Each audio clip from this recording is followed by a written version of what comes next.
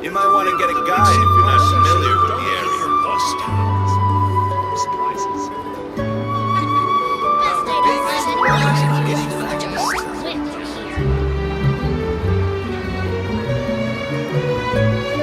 Many insects have a compulsion to follow the light, and humans are the same. Except we call that light hope.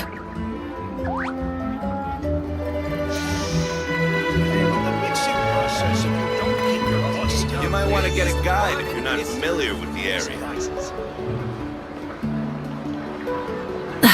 Instead of confining themselves to the heavens, God should broaden their horizons in the world below. Rebooting.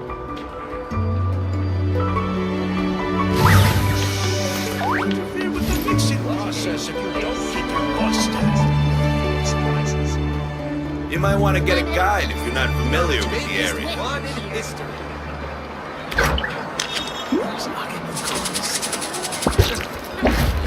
Did I not get lost some sort of talent?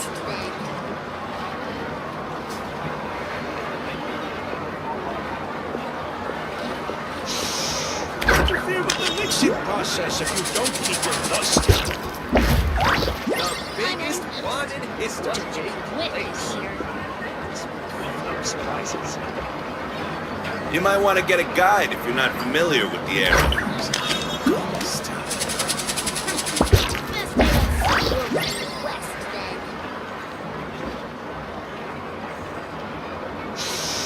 Interfere with the mixing process if you don't keep your voice down. I'm in. The biggest one in history. Surprises.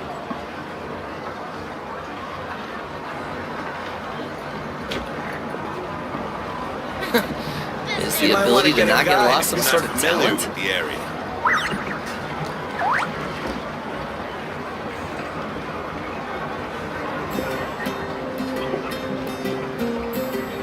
I'm heading east. Interfere with the mixing process if you don't keep your voice down. Guess they don't see you over in the west then. Rebooting. You might want to get a guide if you're not familiar with the area.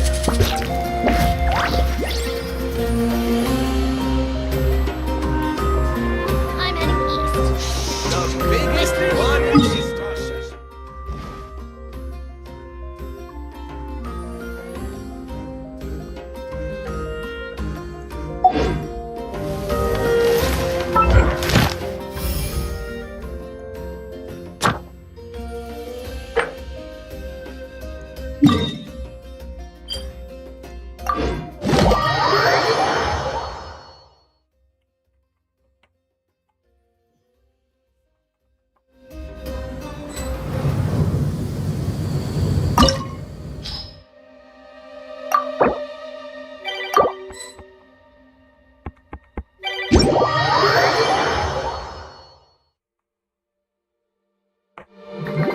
Many insects have a compulsion to follow the light, and humans are the same.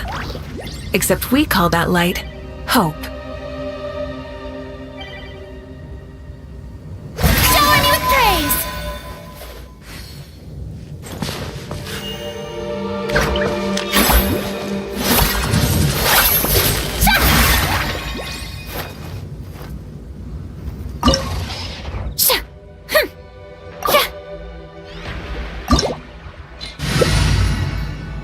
May I present?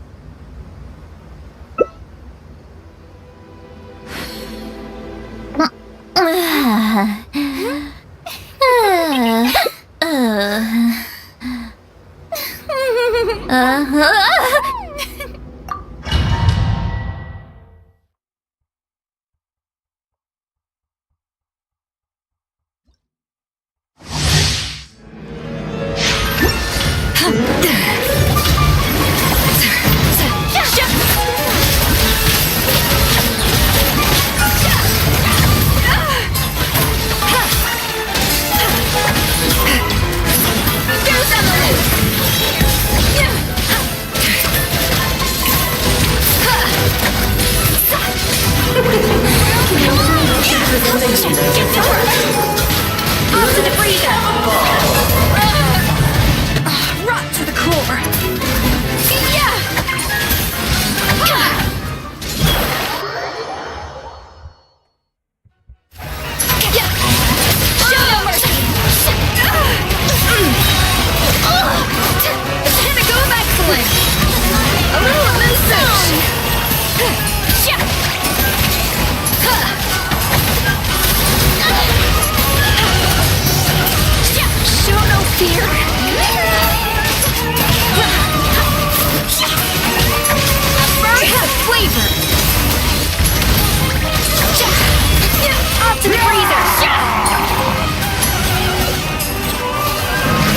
It is time to slay our foes! This calls for some pomp and ceremony. We're way behind schedule.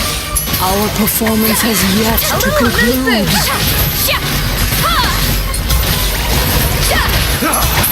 I dance for you! First flavor. My contract goes.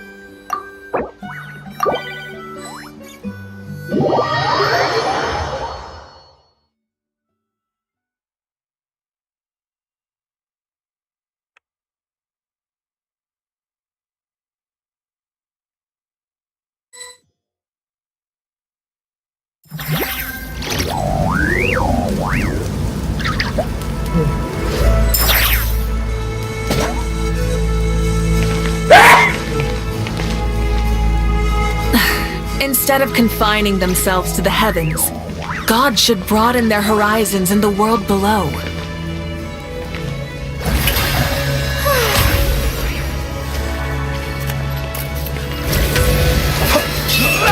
Many insects have a compulsion to follow the light, and humans are the same.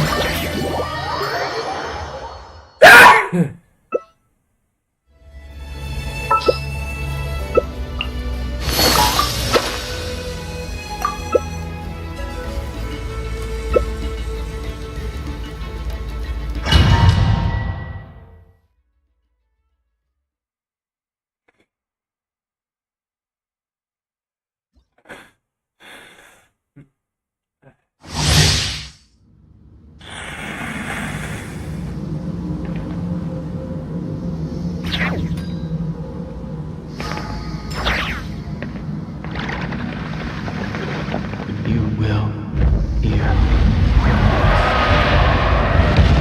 You too shall hear the prophecy!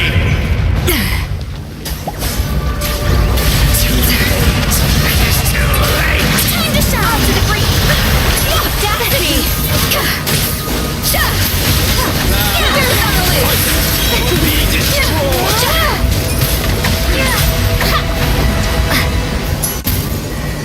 You are loyal to the wrong master.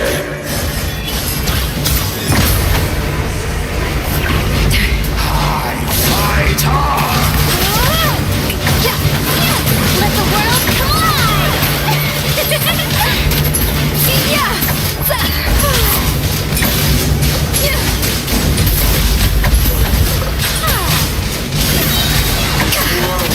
Go excellent!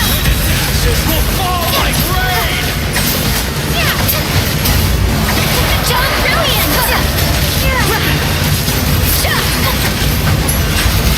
Time to shine! Look out!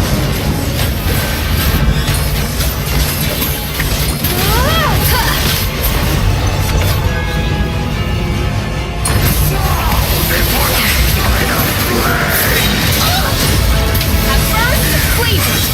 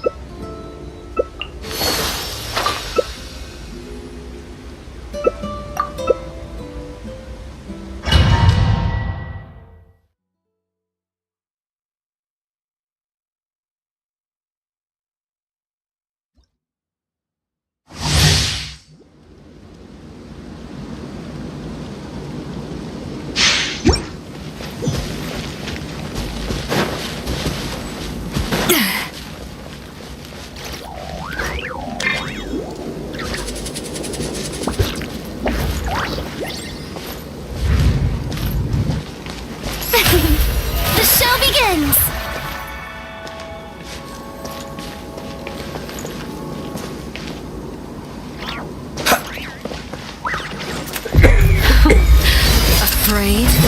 Or do you not even have the courage to be afraid? Is it my turn now? With these rising flames!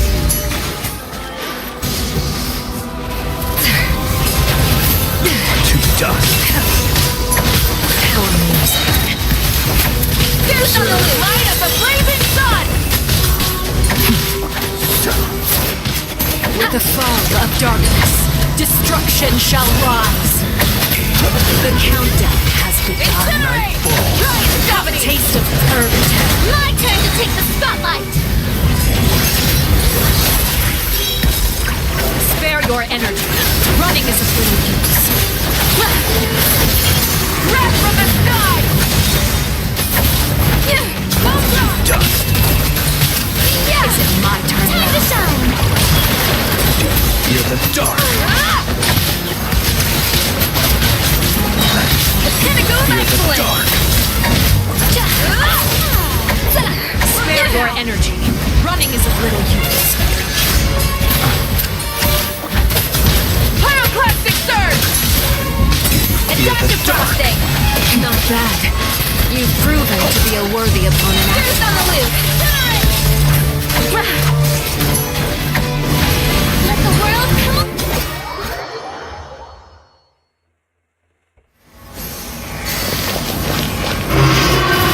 Cut just and seared away. My blade is all that remains. Take a breather.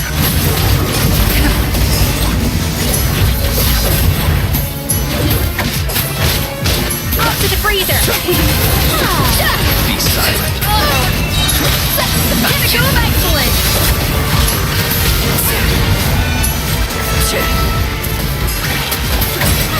the dark.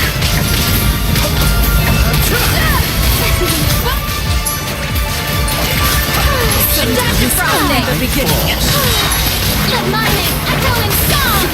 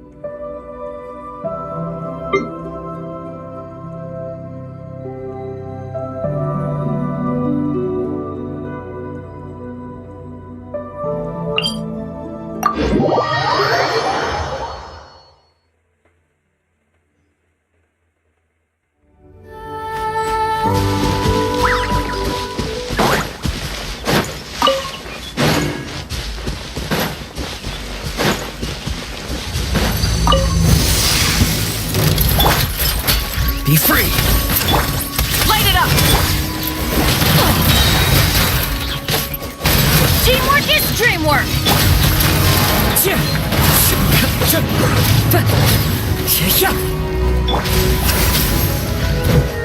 Wrath from the sky!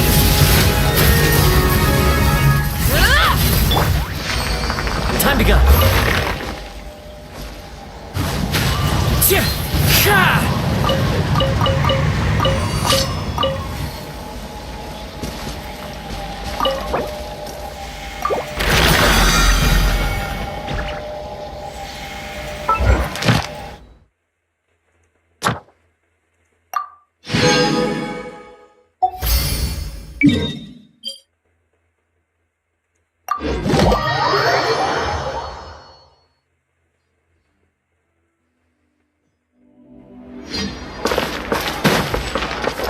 Ad Astra Abyssosk.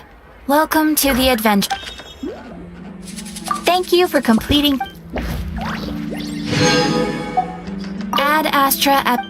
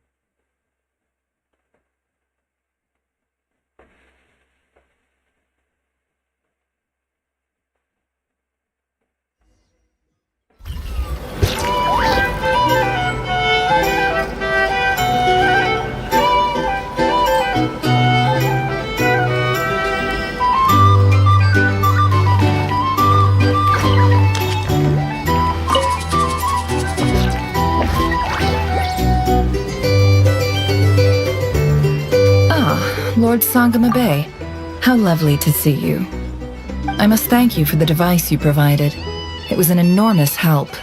Would I be right in thinking that it was developed by the Academia? Why come and ask me when you clearly know already? I mostly came to thank you. That's more like it. A little gratitude goes a long way with Lord Sangama Bay. Play your cards right, and you might even stand a chance of becoming my long-term supplier. The chance to work with such a kind and charitable investor as yourself would be a great honor for the Curatorium. Huh? Charitable? Who said anything about charity? First time hearing about it. Let's see. The first plot of land you purchased in Nodcry, your desert interests, and... Stop! What do you think you're doing? Exposing my investment history! It's nothing to hide from. They're all perfectly legitimate investments. And some of the land you purchased was with the intent of building a sanctuary? Yes, I heard about that too. How did you... You're a curious case, Lord Sangamabe. You don't like people finding out about your good deeds, do you? But I'm afraid no matter how hard you try to keep things under wraps, where there's a will, there's a way. You did it for Sumeru, didn't you? It was empty land that was gonna go to waste otherwise. I figured if I built something there, it might at least get some use in an emergency. Disasters are capricious things. They strike without any warning. I've lost family to a disaster before, and I don't want to lose any friends or business partners if I can help it. My elder sister used to dream of finding a sanctuary. Somewhere with plenty of food, water, and medicine. Where everyone could live happy lives. It was something I looked into, but after discussing things with the Dendro Archon, I decided on a more effective strategy. The tech people handled the tech, and Moneybags provided the Mora. It just made the most sense. It's a pity that so few people know the truth about you. Everyone says that you view everything in terms of Mora, and all you care about is growing your own wealth. So, what's the problem with that? Everyone wants to be rich. It's human nature. So yes, I love Mora, and it's nothing to be ashamed of. But surely you have dreams of your own beyond just making Mora. You don't get it, do you? My dream is to invest in other people's dreams. And, make a nice little slice for myself along the way. Just thinking about it makes me happy. That sweet, sweet sound of Mora. Thank you. For the device? And the pendant. Oh, that. I was just returning a favor. Don't worry about it. Seems like we've both been away from home for a very long time. Yeah. So long that I barely remember what my family even looked like. That would be your mother, father, and sister? Yeah, though it's been years since my sister passed away. It's not like I want to forget them, obviously, but memory can be even more ruthless than the most calculating business person. Beyond a certain point, if something isn't helping you, it just gets rid of it. My sister can't help me now. Slowly but surely, her face is fading from my mind's eye. It's become a vague impression. Not everything will fade. When loved ones pass away, the beautiful memories are the ones that last the longest. Yeah, that's true. If you ask me, that's the one silver lining in all of it. Well, that, plus, I'm sure that life is much better now than it was back then. Oh, absolutely. I have tons of Mora, a big beautiful house, business is booming, and I'm as happy as can be.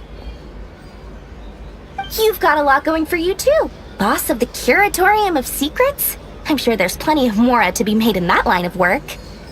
I appreciate the vote of confidence.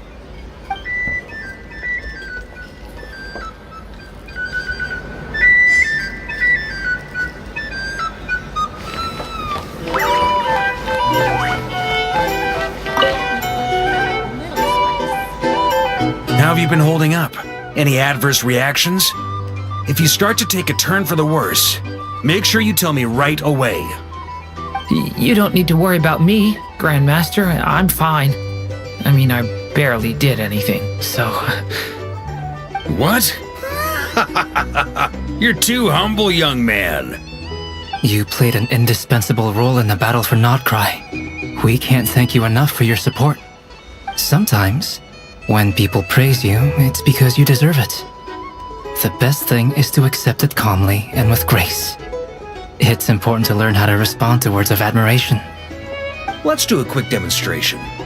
Albedo, that was an incredible feat of alchemy. The pressure was on, but you worked flawlessly at lightning speed to get the job done.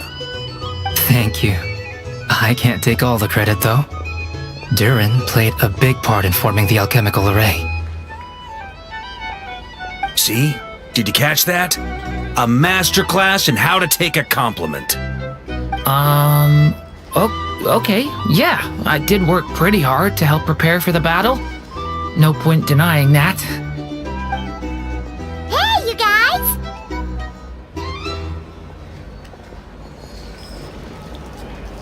Hey, look who's bounced back. Looking good, traveler. Seems like you've recovered. You won't need to take any more medication. Can I get you a drink? Huh? You know how to order at a bar now? You've sure learned a lot recently. Handling a drinks order is ridiculously simple compared to alchemy. Don't worry, I'll blend into society yet. Paimon believes it! You're clearly a fast learner, just like your brother. To be totally honest though, Paimon didn't quite follow all the details when you first explained the plan to us. Don't worry, that's completely understandable. Unless you're a student of alchemy, it's hard to grasp the principle and how the process works. To put it in the simplest terms, we saw how our enemy stole the power of Kuvaki. And that gave us the idea of stealing his power to turn it against him. When facing an enemy you have no hope of defeating, it's best not to engage them in battle. So, instead of looking for a way to overpower him, we decided to help Columbina get strong enough to at least stand up to him in a fight. For this to work, we had to analyze his modes of attack, confirm who his main target was, and make sure that he wouldn't go beyond the range of the alchemical array. For added security, we prepared a total of 4 arrays. But to mitigate the impact of the battle, we identified one location in particular as the ideal spot, which is where the confrontation took place. The alchemical array absorbed his abyssal power. Then Durin processed it to render it usable by Columbina. That power enabled her to do what would otherwise have been nigh on impossible. What surprised me was that Dainsleif actually agreed to join us. Given his history with Rerir, he had every right to sit this one out, but we're extremely grateful for the decision he made. It must have been a painful choice to make. But I'm sure that making a decision was far better for him than staying in limbo. Absolutely. He was torn between 2 paths, but in the end, he made his choice and stuck to it resolutely. He doesn't strike me as the sort of person who'd stay trapped in limbo for long. Anyway, however you cut it, everyone gave a stellar performance. And now, it's time to kick back and celebrate.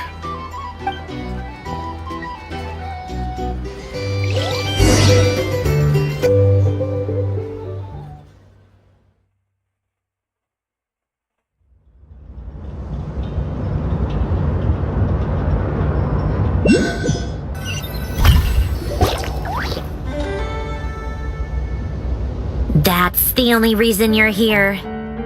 Yes, I've thought a lot about it, and I've realized that you, me, and Arlecchino should be friends.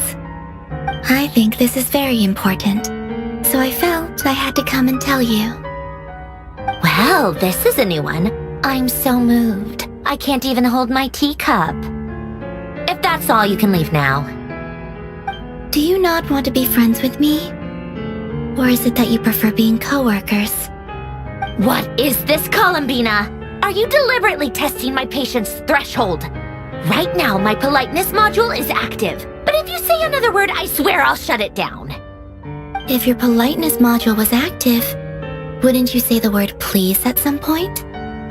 Polonia, please see Lady Columbina to the door. Will you still invite me to your next tea party? What? Yes, I think you will. Bye-bye, dear Sandrone.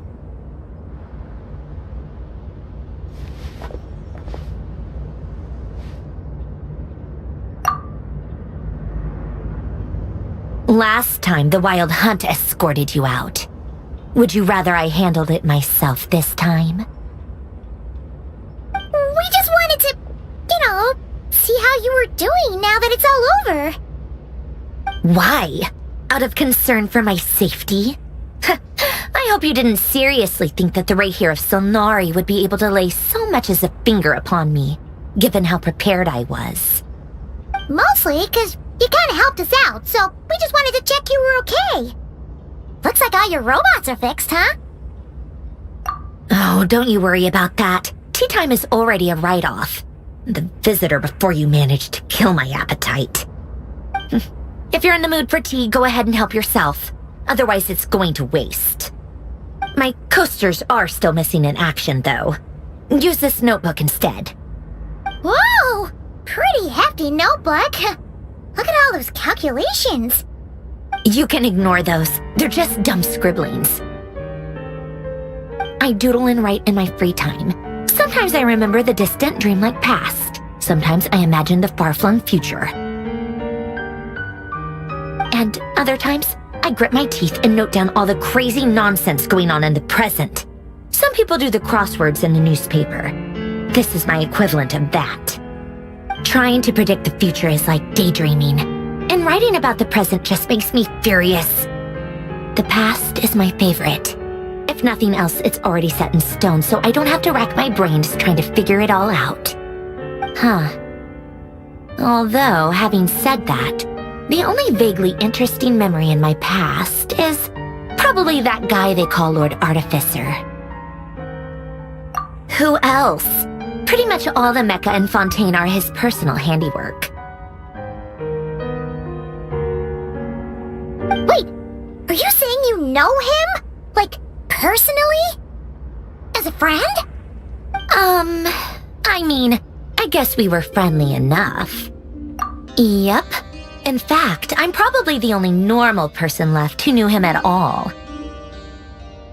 We used to chat occasionally back when he was still around. Before he passed away, he asked me to destroy all his manuscripts. I honored his request, but I did read through everything first before destroying them. I mean, I couldn't let the genius of Lord Artificer Alain Guillotin disappear like that. Would have been such a waste. So, that's where the formulas in your notebook are from? I just told you. Those are my equivalent of crossword puzzles. They're just dumb formulas that I solve for fun when I'm bored. Alain's work was like epic poetry. The formulas in my notebook are just silly little riddles in comparison. Not that there's anything bad about them. I mean, at least, solving those riddles isn't going to hurt anyone. Except me, 'cause I lose a few brain cells in the process. Anyway, while we're on the topic, I might as well tell you about what happened to him and his friends. Alain Guillotin had two close buddies, René and Jacob.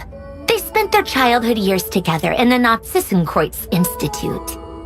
They were all quite competitive, so there was some rivalry between them, but it was a friendly rivalry. But beneath the friendship and the rivalry ran something deeper, a sense of nostalgia for the past. Unfortunately, childhood would end. The prophecy would come true, the apocalypse would arrive, and the future would never be. A mad dream that would normally only capture the minds of lunatics began to take root in their hearts. A dream of saving the world. And if René and Alain had been people of lesser wits, that dream would probably have ended up as something for them to joke about in their older years. But alas, they were some of the sharpest minds around. They nurtured that dream with the full power of their intellect, and it grew into something that ate away at their souls. The first of them to fall under its spell was René. Against Alain's wishes, he persisted in experimenting on a mutual friend of theirs to try and save their life. Alain did not approve and parted ways with René.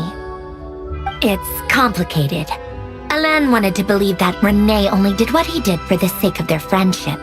But when he told me about what happened, I could tell he still had some suspicions about René's motives.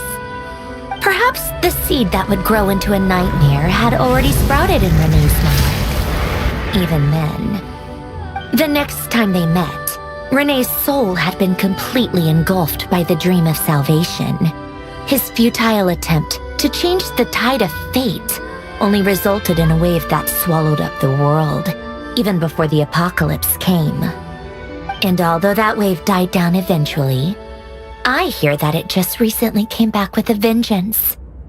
As I understand, Renee told about his dream of salvation once more. But I'm told that the attempted resurgence finally died out for good. At long last, Renee awoke from his deluded dream. Though of course by then it was far too late. What do you think of Renee? Do you admire his transcendent genius? His view that any price was worth paying to achieve the lofty goal of saving the world? Or do you despise him? Dismiss him as an evil madman who wrought havoc on the lives of everyone around him as he pursued his delusional dream? Same difference, really. Just a matter of perspective. What a cop-out. But I suspect you'd have a more incisive and insightful answer if we dug into it further. I don't like fanatics who give up their whole lives for their ideology. Nor do I like fools who let their delusions take control. Maybe I could understand if Renee had just been an ordinary person. But he had a sage-like intellect. And still managed to get himself lost in the labyrinth of his own desires. Anyway, that's enough about Renee. Now, moving on to Alain Guillotin, the Lord Artificer. He managed to put a stop to the first storm whipped up by Renee. But after that, Alain lost his friends and family. To his credit, I suppose, the loss of his family and friends was purely a tragic accident. It's not like Alain sacrificed them for his cause or anything. After that, the only thing supporting his work was the same dream that had dragged his closest friend down to the abyss. But although the desire to save Fontaine drove him to found the Fontaine Research Institute, Alain continued to reject any form of transcendental knowledge or power. He was suspicious and fearful of it, having seen the way it had affected his closest friend. I think that formulas and machines derived solely from human intellect were the only thing that gave him a sense of spiritual comfort. Yet Alain's intellect was simply too great. It barely left him space to breathe in his lifetime. Once he realized that the end of his life was approaching, he finally accepted the truth. The Nazissenkreuz Institute needed someone, and a human being, to see its story through to the end. He quit working on his formulas, trading them in for the fairy tales that had played such a formative role in his childhood, but which he barely touched in his adult life. He told me that the director of the Nazissenkreuz Institute used to read those fairy tales to the children as bedtime stories. Apparently, they worked wonders at sending kids off to sleep. I think that all he wanted at that time in his life was to be able to sleep deeply without being plagued by depression. By that point, nothing else really mattered. At the very end, he laid down to rest in the ruins of the former Nazissenkreuz Institute orphanage, while the Fontaine Research Institute he had founded continued tirelessly with its work. Many years after that, tensions over competing dreams would once again cause a rift, this time between members of the Fontaine Research Institute. But the actions of those fools had nothing at all to do with Alain. And that is the story of two people from the Nazissenkreuz Institute who both wanted to save the world. One went all in on his fantasy of salvation without ever looking back, and ended up calmly sinking to the bottom of the deepest sea. The other sought desperately to burn bright in his life, even though he wasn't sure where he was going. I do sometimes wonder, why is it that people like them have such grand hopes of saving the world? Even the grandest tree starts as a tiny seed. So perhaps, for each of them, their mission to save the world began with a very simple desire: to save themselves. They were young children with friends and family who mattered to them, desires to explore the meaning of life, ambitions to have a successful career. They didn't want to see all of that taken away in one fell swoop. Or maybe they just wanted to find something to anchor themselves within the chaos, to stop them getting quietly swept away by the storms of life. But instead, the search for their own salvation took them down the rocky road laid out by fate. Do you think the desire to save oneself is enough of a justification to try and save the world? The way you said that sounded just like Alain. I asked him the same question back when he was in his prime, putting all of his energy into his work. He gave the exact same answer as you did. No elaboration, just a quick short answer before getting right back to his work. He was always that way. All right, tea time's over. I owe Arlecchino a favor for telling me these stories. I'll have to bring a whole sack of gifts the next time I visit the House of the Hearth. I'm gonna go tinker with Polonia now. You guys can do whatever you want, as long as it doesn't involve interrupting me. Polonia, exit hibernation mode. Begin diagnostics.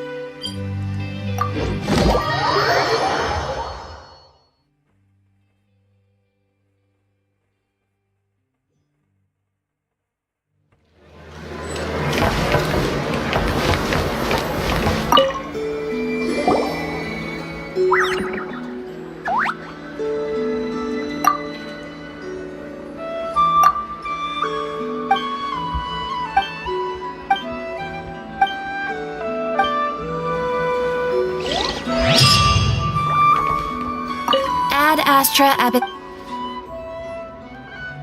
Thank you for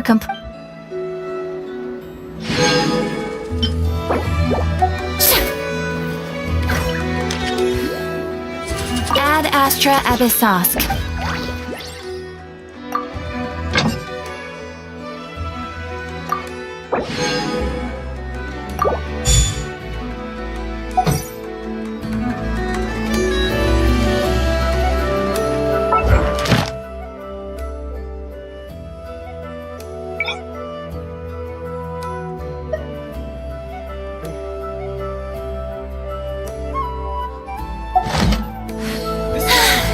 Being too popular can be...